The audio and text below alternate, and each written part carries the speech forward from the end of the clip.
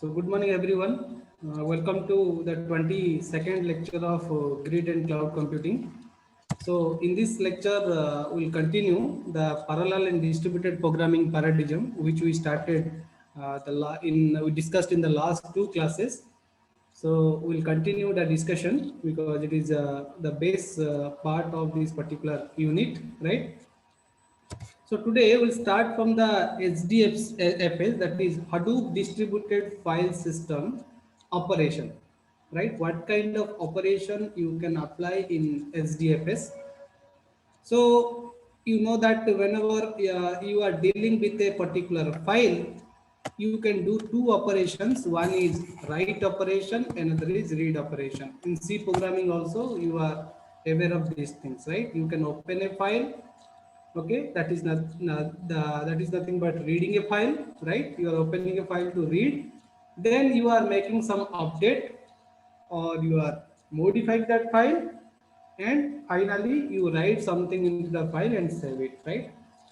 Similarly, if you see the control flow of the HDFS operations, okay, that is basically the write and read, can properly highlight the role of a name node and data nodes in the managing operations.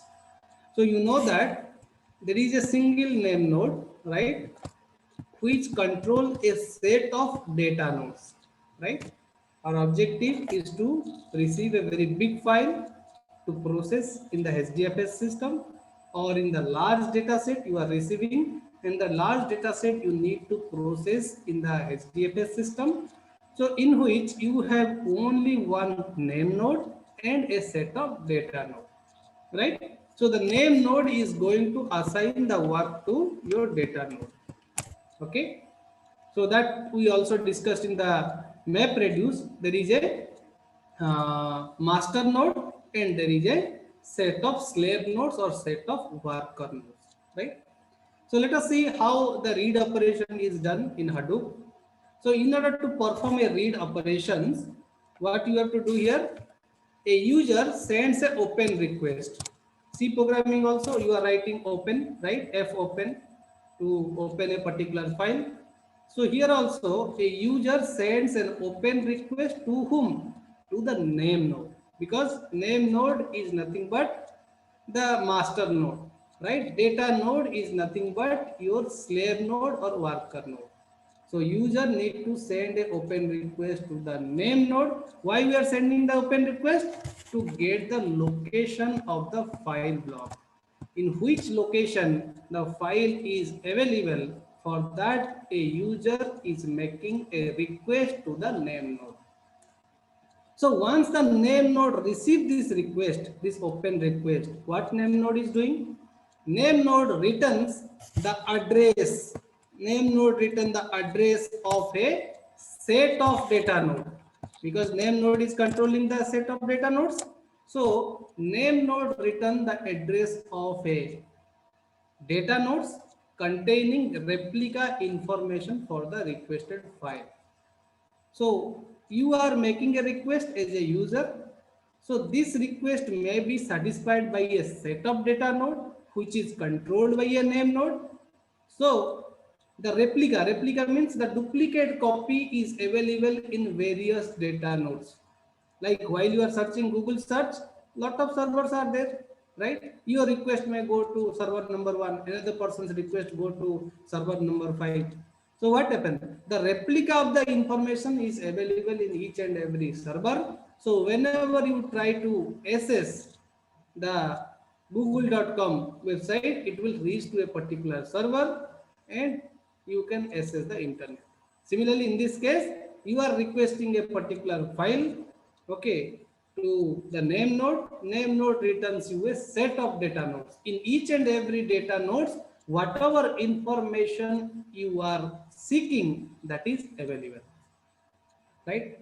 Next, what will do? User call the read function.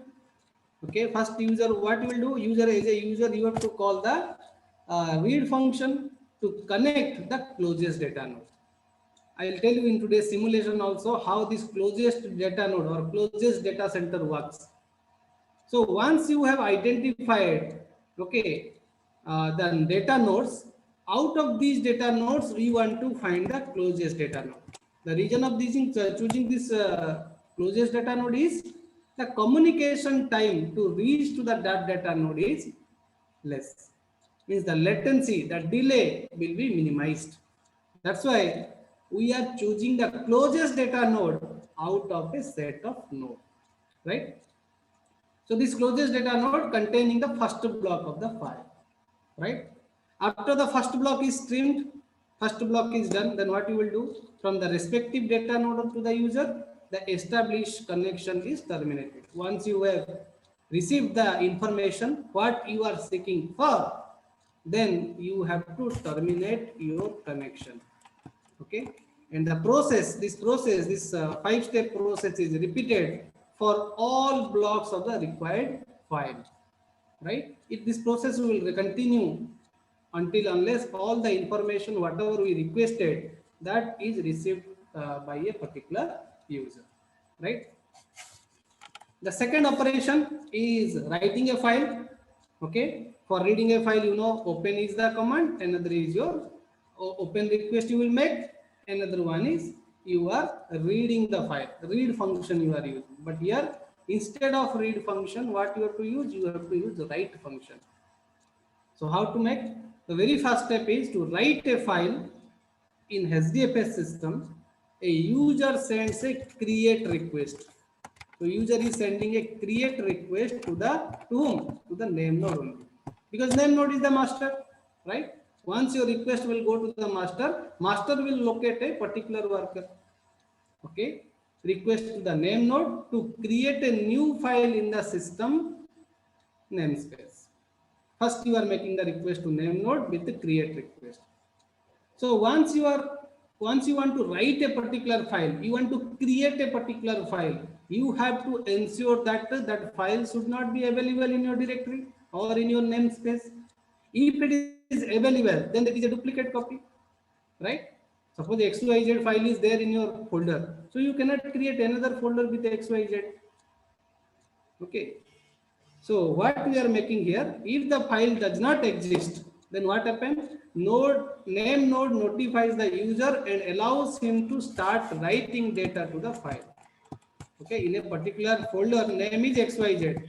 You want to create another folder with the same name. It is not possible, right? Even it is possible, it will written like this XYZ copy or XYZ1. So if the file is not at all available, then what name node is doing? Name node notifies the user and allow him to start writing data to the file by calling the write function. Then the first block of the file is written to an internal queue, which we call here as a data queue, while a data streamer monitors its writing into a data node. So you are finally writing to the data node through your name node. And the data streamer first sends a request to the name node to get a list of data node to store the replica of the first block. So while you want to save a particular file in the Hadoop, so what you are doing, you are creating the replica of the file, and each and every replica is allocated to a data node. Again, the reason is your fault tolerance. If a particular data node is failed, still the data becomes available. Okay, so that is the reason why we are storing the same data into multiple places. Like in our real life, we are storing the same data in our computer as well as our pen drive. Why? If pen drive is, let's say, affected by your virus or formatted or something like that, the same copy is available in your system, right? Next, the streamer stores the block in the first allocated data node. The data node, whatever allocated, there you can store the block. Then the block is forwarded to the second data node by the first data node, because the replica need to be stored in multiple data node. That's why first data node will forward the data to the second data node and so on. And this process continues until all allocated data nodes receives a replica of the first block from the previous data node. So generally, I told you in the previous lecture that this replica is considered as 3, but you can increase it. Number of replica is considered as 3, means the same data is available in 3 places. So which we call as a 2n plus 1. 2n plus 1 means if n is the number of fault, we assume n fault is equal to 1. Then if you put n is equal to 1 in 2n plus 1, it results your 3. So the same data should be available in 3 locations. So if it is failed in one location, the data is available in another 2 locations. Right? So in this way, you can write the file.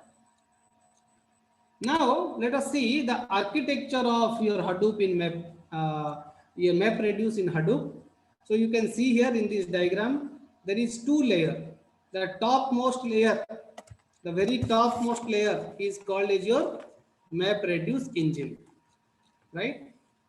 The topmost layer of Hadoop is MapReduce engine. What is the purpose of this layer? It manages the data flow and control flow of MapReduce jobs over distributed computing system. Right? Again, the same thing will come. If MapReduce is coming, you have a set of map function and you have a set of reduce function, or a combination of the map and reduce function. Right? So MapReduce engine also has a master and slave architecture. Master and slave architecture means your master is your job tracker and task trackers are the slaves, where task tracker may have map function or they may have slave function. Okay. So MapReduce engine is also following the master slave architecture. HDFS is also following your master slave architecture, in which you have a name node and a set of data node. Okay, I told you name node will select a set of data nodes in order to perform the read and write operation, right? So you can see here there is a single job tracker in the topmost layer. In the bottom layer, you have a name node followed by a set of data node. And this job tracker, what it is doing? This job tracker is giving the work to the slave or the worker, which we call as a task tracker. Okay. Similarly, in HDFS, what happened? The name node is giving the work to the data nodes, right? So you can say this part is your master and this part is your slave. So this is the architecture followed for HDFS and MapReduce, right? Now, each task tracker node is executing either a map function or a reduce function. You can see here they are executing the map function or reduce function. If you see the second task tracker, they are using 2 map function and 1 reduce function. So they can use combination of map function or a reduce function. So a task tracker node with n CPU, assume that a task tracker node with n CPU is supporting m threads. In one CPU, you can generalize it to m number of threads. So what will happen? Has a m into n simultaneous execution slots, right? So here you can see there is a one-to-one correspondence between the map task in the task tracker and data blocks in the respective data node. In the top layer, you can see task tracker is having your map function and reduce function. In the bottom layer, you can see the data node is there. So these map functions can be mapped to your data node. We are mapping the task tracker and data blocks in the respective data node. Now let us see, if you want to run a job in Hadoop, what process you have to follow? So there are 3 components contribute in running a job in this system. The first one is a user node, second one is a job tracker, third one is a several task tracker, where you already aware of that this job tracker and task tracker, but the first component is our user node, right? So the data flow starts by calling run job within bracket one parameter we are passing, that is conf function inside a user program. If you want to write a program, you have to use this function run job within bracket conf is a parameter inside a user program running on the user node. Okay, so you can say this conf is which is a parameter basically it is an object containing some tuning parameter for the map, reduce, Fermat and SDFS. In order to monitor, this tuning parameter is used, right? And we also seen there are in the last class there are two functions. One is map function, another is reduce function, another is map reduce function. And map reduce function takes two things. One is SPEC is a object and address of the results. Okay, so SPEC is the first implementation of map reduce by Google. Okay, so let us see how this process is going on. So in the job submission, what is your objective? Your objective is that each job is submitted from a user node to the job tracker. From user node to you will give to the job tracker. Then job tracker, what it will do? It will give to the a set of task tracker. Right? So what is the procedure you are going to follow? The first one is a user node. Okay, we have a 3-step process: user node, job tracker, then task tracker. Right? So a user node asks for a new job ID from the job tracker and computes the input file splits. So user will request to whom? To the job tracker. Or job tracker, what it will do for a particular job, it is going to assign a job ID, right? With this job ID, you can do a lot of operations, right? Second, the user node copies some resources. What do you mean by resources? Resources is nothing but your jar file, jobs jar file, or you can say the configuration file. So whenever you are installing a software also, you have a configure file, computed input splits, because your data you need to split into small chunks so that it can be assigned to a set of task tracker, okay, to the job tracker file system. Okay, the next step is the user node submits the job to the job tracker by calling a function that is called a submit job. Now, once the user receives the job ID and configure these things, okay, that is nothing but copying of some resources is done, then it can submit the job to the job tracker by calling this particular function. Let us see how the task assignment is going to done. Okay, I will come to this figure later. For the task assignment, what happened? The job tracker creates one map task. See, first one is your user node. Next one is your job tracker. Job tracker. Next one is your task tracker. Okay. So what happened? Now the job tracker creates one map task. Okay. For each computed input split by the user node. Because user is giving the files with a lot of splits. Means small chunks of data. Once the job tracker creates a map task, what it is doing? It assigns the map task, whatever map task you have created here, the map task to the execution slot of the task tracker. You are creating the map function and assigning to the task tracker. The job tracker creates the reduce task. It is responsible for also creating the reduce task, because finally applying the reduce map followed by the reduce, you are going to get the result. So the job tracker creates the reduce task and assigns them to the task tracker. The number of reduced tasks is predetermined by the user. So based upon the user input or user's parameter, you can get how many reduced tasks will be created by the job tracker. Right? Now, let us see the task execution. The control flow to execute a task, whether it is a map task or reduced task, starts inside the task tracker. Finally, the work will be done in the task tracker. Okay, that is nothing but your data node. In the bottom layer, we call it a data node. Start inside the task tracker by copying the job jar file, which is configured by the user previously. That is the configuration file, job file, everything is set up by the user to the file system. And jar file is executed after launching a Java virtual machine. Okay. The last step, task running check, because whenever a task is running, you have to periodically check that whether your task is running in the task tracker or not. So it is performed, means the task running check is performed by receiving periodic heartbeat message to the job tracker from the task tracker. So if you are getting a heartbeat message, what it indicates? You are working for that. That's why task tracker or the job tracker needs to communicate with each other through a heartbeat message. Our task tracker will send a heartbeat message to the job tracker by saying that I am running this particular job or I am alive, there is no failure. Right? So this is the complete system you can see here.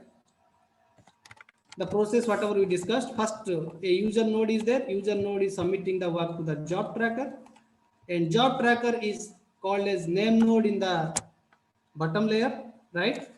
A job tracker consists of a set of task tracker. You can see here there are 3 task trackers are there. Job tracker is assigning the job or assigning the task or assigning the splitted files submitted by the user to the task tracker. So job tracker is also creating your map function and reduce function. You can see here the first task tracker is having 1 map function, second is having 2 map function, third is having 1 map and 1 reduce function. And this task tracker, if you see, it is also backed by your data nodes, right? And it is invoking your Java virtual machine. After launching the Java virtual machine, the Java files are executed. So this is the procedure you have to follow if you want to assign a particular job in Hadoop. Now, let us come to another environment that is called as Dryad, and another one is called as Dryad LINQ. Both are from Microsoft. The Dryad and Dryad LINQ is from Microsoft, right? So these 2 runtime software environments we will discuss now. So Dryad is more flexible than MapReduce. MapReduce, the flexibility is there, but if you use Dryad, then that is more flexible than MapReduce. Okay. Why it is having more flexible? Because the data flow of its application is dictated or predetermined and can easily be defined by the user. Data flow is not predetermined. Whether the data will go to your data node 1 or the task tracker 1, that is not predetermined. That can be changed at any point of time. That is the advantages you are going to get if you are going for Dryad instead of your MapReduce. So to achieve this flexibility, a Dryad program or job is defined in the form of a directed acyclic graph. So in a directed acyclic graph, you know a set of nodes are there, right? Set of nodes are there in the directed acyclic graph and they are dependent on each other, or they are following the precedence constant. So here if you see, the vertices are nothing but the computation engine and edges are nothing but the communication channel between 2 computation engines, right? Data partitioning, if you go for scheduling, mapping, synchronization, communication, and fault tolerance are the major implementation details hidden by Dryad to facilitate its programming environment. The complete things will be not shown to the user because user may not aware of these things. This is your internal details, whether you are going for MapReduce and Dryad or Dryad LINQ. So these details you have to hide from the user. There are 2 main components here. One is your job manager, another is your name server in Dryad. And a Dryad job is controlled by the job manager. Like in the previous case, you are giving user node to the job tracker. Similarly, in this case, a Dryad job is controlled by the job manager, which is responsible for deploying the program to the multiple nodes in the cluster. Right? Then here you can see the Dryad framework. So you can see here There is two plane. One is called as your data plane, another is called as your control plane. In the control plane, you have a job manager. Okay, the job manager handles the job, which is nothing but a directed acyclic graph, right? Control plane is also holding your name server, and this is your data plane. You can see data plane and control planes are connected through a set of nodes. That node may be you can say name node, okay, or you can say name server. Okay, and the job manager is going to assign the work to this name server. So data flow, that's why it is called your data flow graph. So you can see these vertex are your computation engine, and the communication edges are nothing but communication between the computation engine. And you can see here also the daemon is represented in the form of rectangle, and they are connected to your control plane, whereas these computation engines are connected to your data plane. This is the dryad control and data flow. If you see the dryad job structure, you have to go through the system calls whatever available in the operating system. For example, you can see here you are giving a set of input files to the grep. I'll tell you what is grep later. Okay, let us first discuss the first one, then I'll tell you the second part. So what happened here in the first diagram, the job manager has the code. The job manager has the code to construct the directed acyclic graph as well as the library to schedule the work running on the top of available resources. So who is responsible to build this particular directed acyclic graph? The job manager is responsible for that. Also, if you see this job manager constructs the jobs communication graph, that is nothing but your data flow graph, using application specific program provided by the user. And job manager is also responsible to collect the information required to map the data flow graph to the underlying resources, that is nothing but your computational engine from the name server. You can see here there is a name server is there. By using this, it can collect the information. Okay, these are the two works of the job manager. And job manager can contact the name server. You can see job manager is connected to the name server, so it can contact the name server to get the topology of the whole cluster and make a particular scheduling decision. For that also, job manager need to communicate with your name server. Right? Now, what job manager additional work it can do? Job manager is able to map the data flow graph to the underlying resources, and it also schedules all the necessary communications and synchronization across the respective resources. As you are keeping the replica of the data in multiple places, you have to ensure that the proper communication should be there so that the things will be maintained and synchronization is maintained across the nodes. Otherwise, you will get different data in different nodes. Okay. So during the runtime, if you want to run a particular job, because you are submitting the job in the form of a directed acyclic graph, the job manager communicates with each daemon to monitor the state of the computation of the node and its communication with its preceding and succeeding node.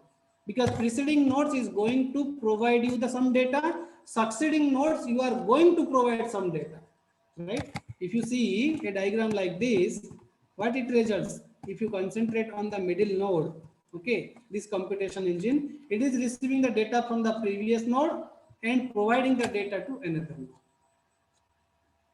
right? So at runtime, the channels are used to transport the structured items between the vertices.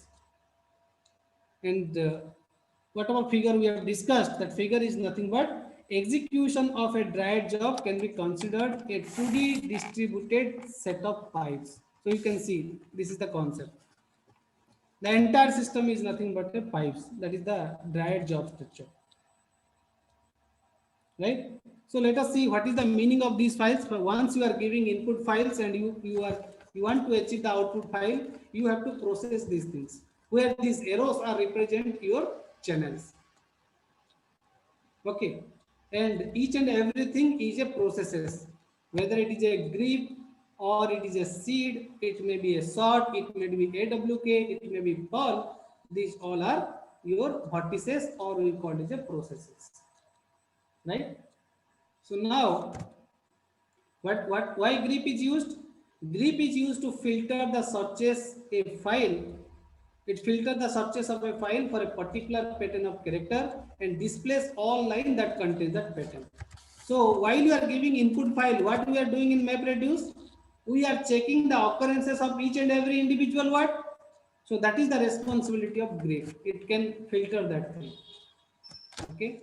Second one is SED. SED is a stream editor. A stream editor is used to perform basic text in the transformation on an input stream or a pipeline. Okay. So basic text operation means, you can see, once you are collecting one line from the input files, one by one line from the input files, SED is generating a key value pair kind of thing if you map with your MapReduce. First word is repeated one time, second word is repeated one, third word is repeated one time. It may happen that the first word is equal to the third word. Then what the sort function is doing, it is sorting the everything. Why you are sorting? You want to gather everything in the form of a group. The similar words should be present in the same group, right? That's why you are performing the sorting. Then AWK is a scripting language used for manipulating the data and generating the report. So basically AWK, what it is doing, suppose there is a word, let's say XYZ is present in the first function, XYZ is present in the second function, second sort function, XYZ is also provided in the third function. So AWK is collecting XYZ from all the sort functions and it is preparing the list as 111, right? The last one, that is the PRL, is a general programming languages. Nowadays it is also used in the network programming. So the text manipulation and for text manipulation, range of work, a lot of works will be done by the call, and finally the output file is generated. Or AWK can also directly generate the output files. So this is the structure of our DR DRAD, okay, which is provided by your Microsoft. So DRAD uses this 2D pipe execution. This entire thing is inside the pipe, so you cannot, you can hide the internal details. And DRAD defines many operations, so it can create the vertex. As you know that there is a directed cyclic graph, so it can create a node, okay, that is vertices. It can add a graph edges to show the precedence. It can merge two graph. It can handle the job input and output. And this DAG generation, directed acyclic graph generation, is static in the MapReduce. But in this case, this can be done dynamically. This DAG structure, okay, and its construction can be done dynamically. Okay. So there are two types of failure may happen. It may happen that a particular vertex is failed. That means the computation engine is failed. Or it may happen that whenever a computation engine is communicating with another computation engine, it is failed. So there may be a vertex failure or there may be a channel failure. These are the two things you have to handle differently in the case of DRAD. Okay. So before starting the next, the DRAD LINQ, let us take a poll.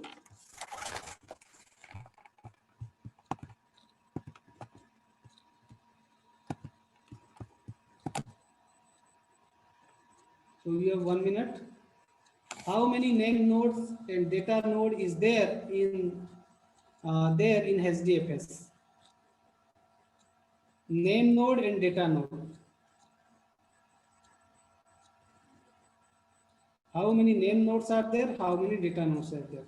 It is same as how many job trackers are there and how many task trackers are there. If you consider MapReduce,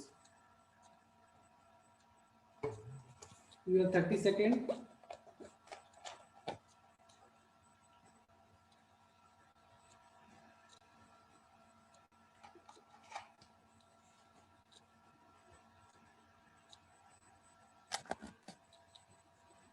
Last 10 seconds.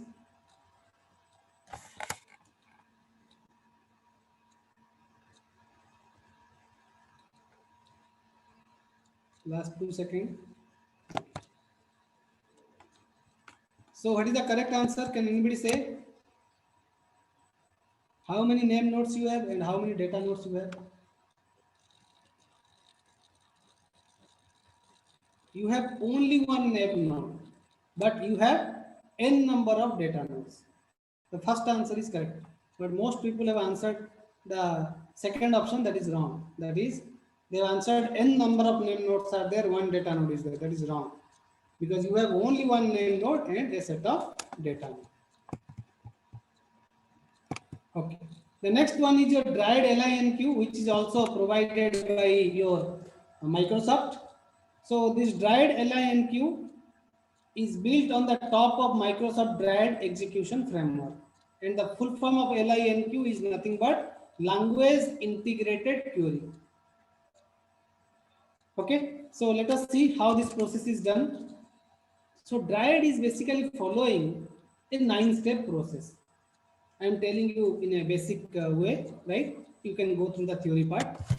The first one is few steps are done in the client machine and few works done in the data center. Okay, and it is a .NET based .NET language is used, as I mentioned, .NET language integrated query, that is called as your LINQ. So in the very first step, you can see there are 9-step process represented as 1, 2, 3, 4, 5, 6, 7, 8, 9. So user is making one request to the data center and user is getting the answers from the data centers, right? So you are making a request to the data center, that is a request, and you are getting a response from the data center.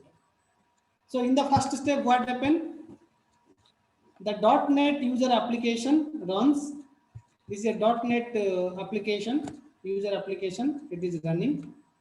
And the dried LINQ, that is language integrated query, okay, its object is created in the first step.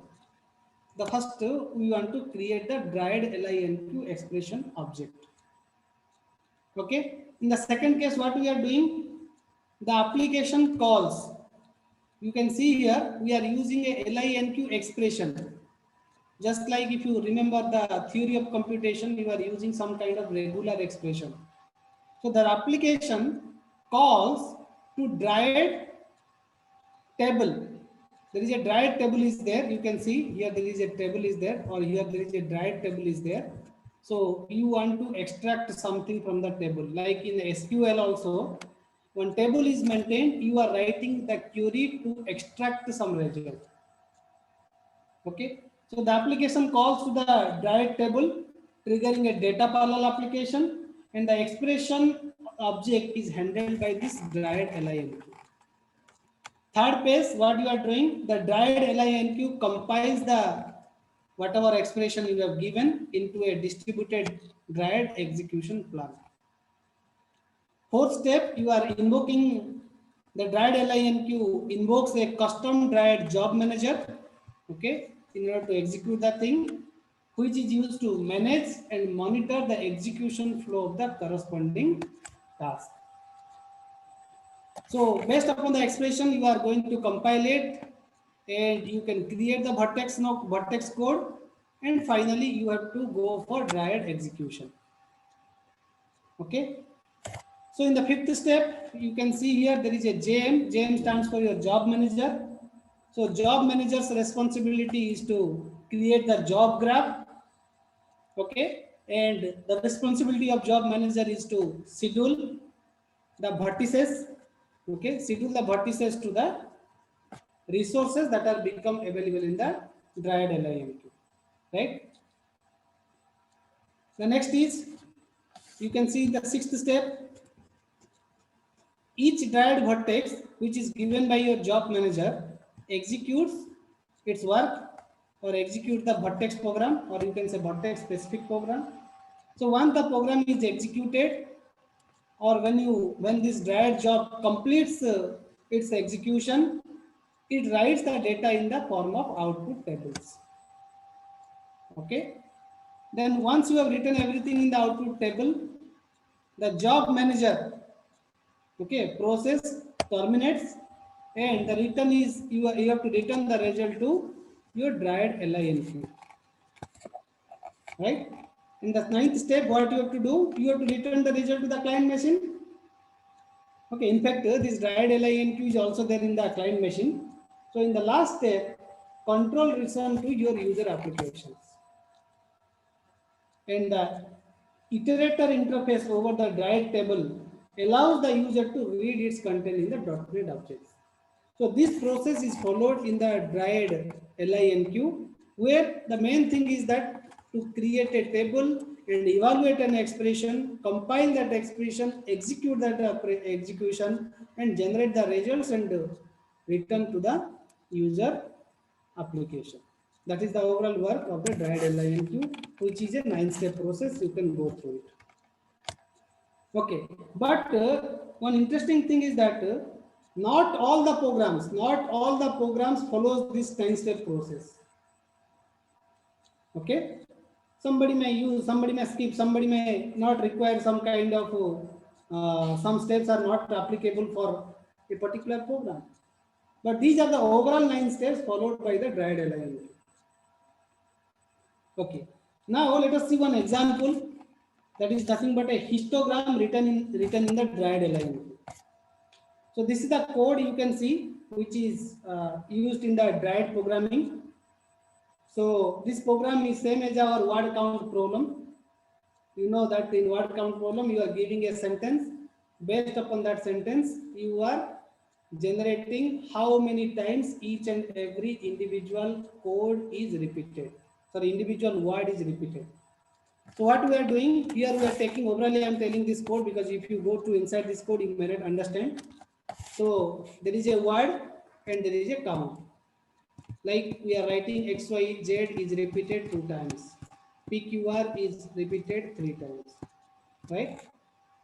And you can see here, this word is nothing but a string and count is nothing but a integer. So these two are supplied to this public pair, which captures this as a W and C. W stands for your word and C stands for your count.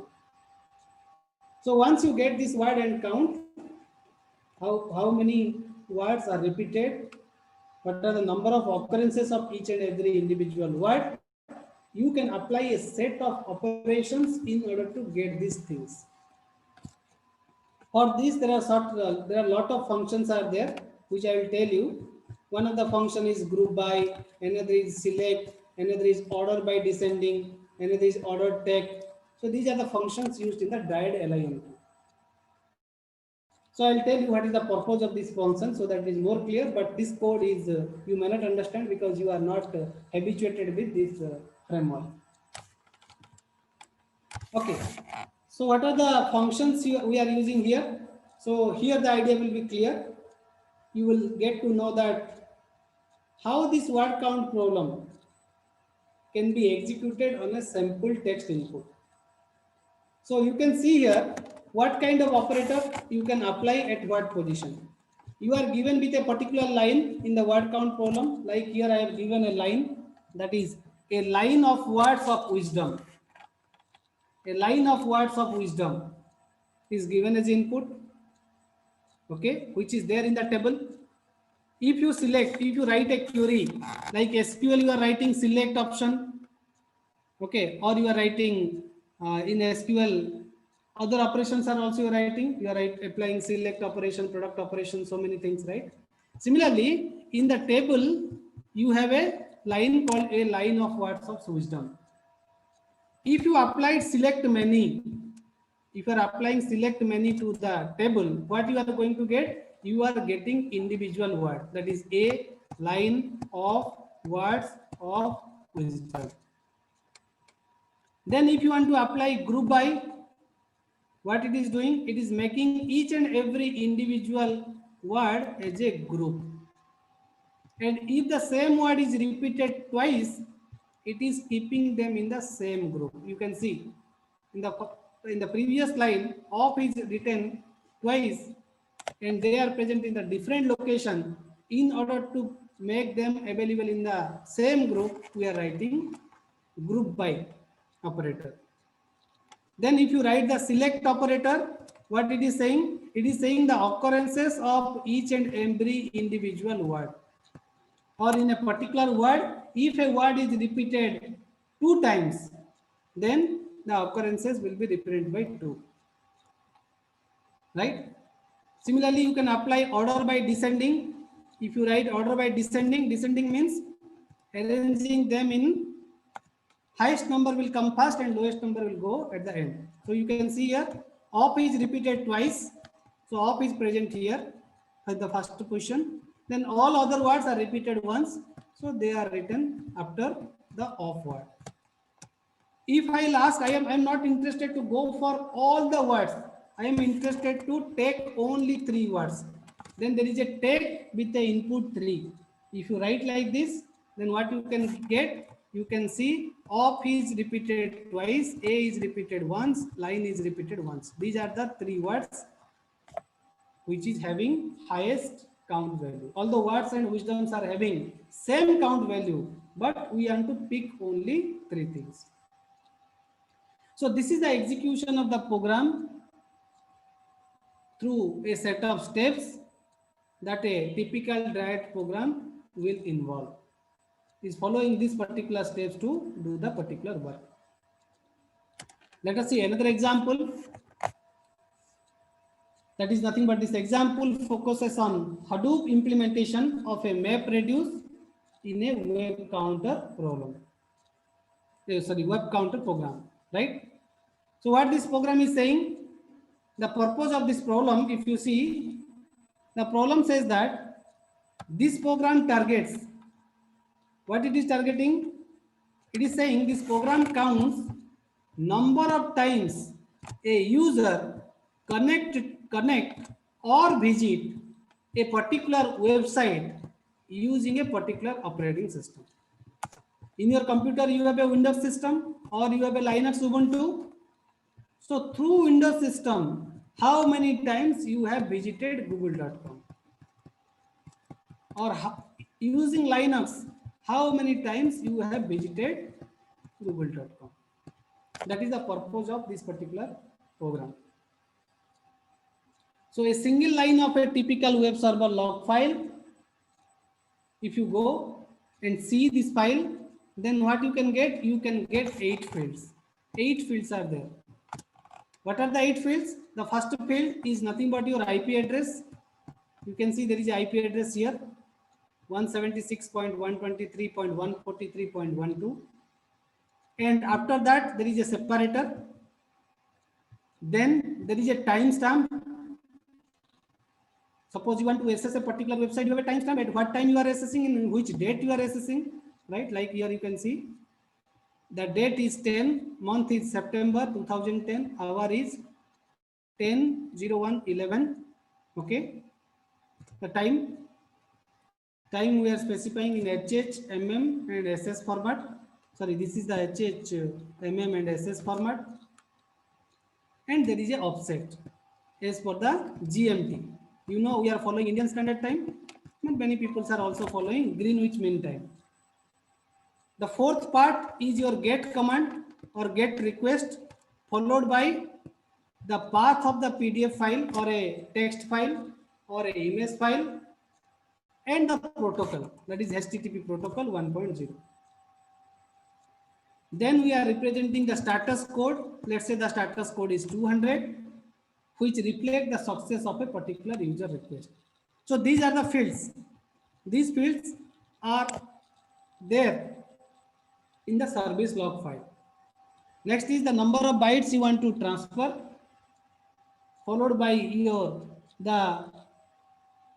website which you want to visit. Like I told you about google.com, they want to visit eng.usyd.edu.australia, that is AU.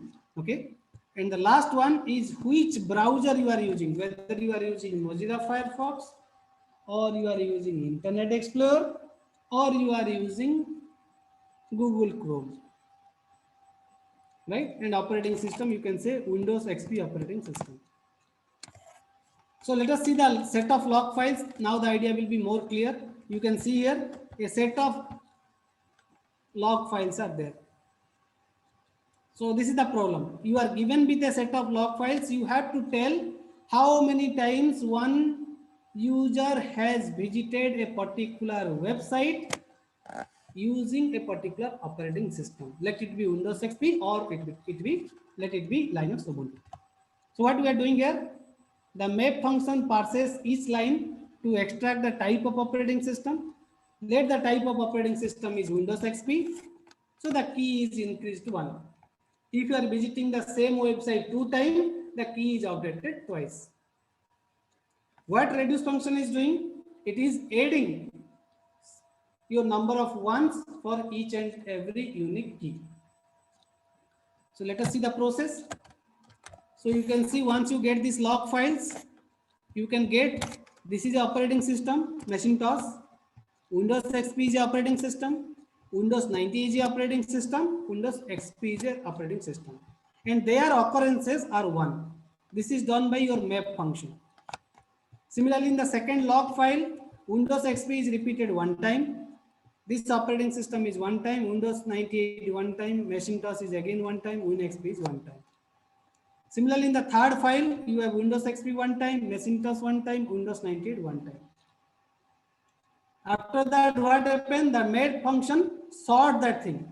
If it sorts, then based upon the alphabetical order, here it is sorted.